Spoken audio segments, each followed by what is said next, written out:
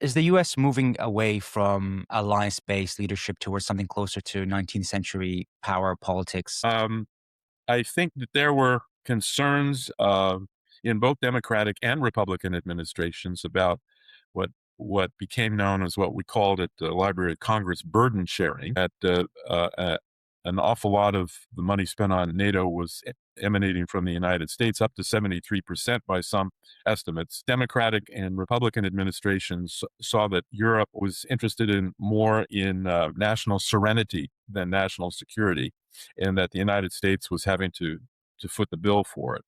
That was okay for a while, especially in the aftermath of World War II, because we did devote 3% of our GDP to the Marshall Plan to help rebuild Europe and Asia for that matter, because we saw it in our best interest. And it's still in our best interest to be an ally of Europe because we do $3 trillion worth of trade.